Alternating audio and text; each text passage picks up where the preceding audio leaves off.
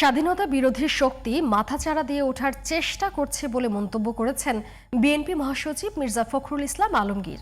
বিজয় দিবসের সকালে শহীদ প্রেসিডেন্ট জিয়াউর রহমানের সমাধিতে শ্রদ্ধা জানিয়ে তিনি বলেন, নির্বাচন সামনে রেখে সবাইকে ঐক্যবদ্ধ থাকতে হবে। এর আগে জাতীয় স্মৃতিসৌধে শ্রদ্ধা নিবেদন শেষে বিএনপির স্থায়ী কমিটির সদস্য মির্জা আব্বাস বলেন, মুক্তিযুদ্ধের স্বপ্ন বাস্তবায়ন করতে দেয়নি আওয়ামী লীগ। মনিরুজ্জামানের রিপোর্টে বিস্তারিত। মহান বিজয় দিবসে বিএনপির প্রতিষ্ঠাতা শহীদ রাষ্ট্রপতি জিয়াউর রহমানের সমাধিতে শ্রদ্ধা জানাতে মঙ্গলবার সকাল থেকেই শেরেবাংলা নগরের সমাধিস্থলে জড়ো হতে থাকেন দলটির নেতাকর্মীরা। নেতাকর্মীদের মিছিল রূপ নেয় জনস্রোতে।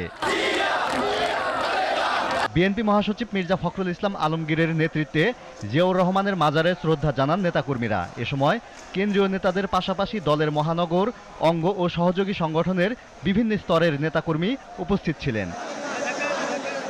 শ্রদ্ধা নিবেদন শেষে বিএনপি মহাসচিব বলেন, মুক্তিযুদ্ধের সময় যারা বিরোধিতা করেছিল তারাই নতুন করে ষড়যন্ত্র করছে।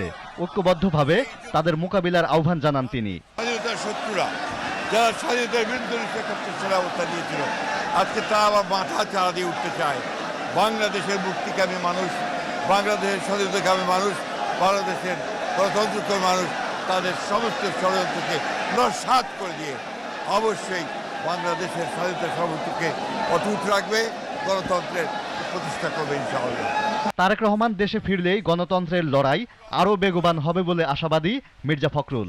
আগামী 25 ডিসেম্বর তিনি দেশে আসবেন, তার এই দেশে আসা যেন গণতন্ত্রের লড়াইকে সংগ্রামকে আরও বেগবান করে, সেই জন্য আমরা কাজ করে যাচ্ছি। এর আগে সকালে সাভারে জাতীয় স্মৃতিসৌধে বিএনপির স্থায়ী কমিটির সদস্য মির্জা আব্বাসের নেতৃত্বে ৭১-এর বীর শহীদদের প্রতি শ্রদ্ধা জানান দলটির নেতাকর্মীরা। এ সময় মির্জা আব্বাস বলেন, সবার ঐক্যবদ্ধ চেষ্টায় মুক্তিযুদ্ধের চেতনায় নতুন বাংলাদেশ বিনির্মাণ করা হবে। আশা করেছিলাম স্বাধীনতার পর যে আশা আকাঙ্ক্ষা উদ্দীপনা নিয়ে দেশ গড়ার, আওয়ামী লীগ এসে আমাদের সেই সমস্ত সকল আশা আকাঙ্ক্ষা চূর্ণ বিচূর্ণ করে দিয়েছে। বিএনপি চেয়ারপারসন বেগম খালেদা জিয়ার দ্রুত সুস্থতার জন্য সবার কাছে দোয়া চান দলটির নেতাকর্মীরা। Moniruzzaman, GTV news, Dhaka.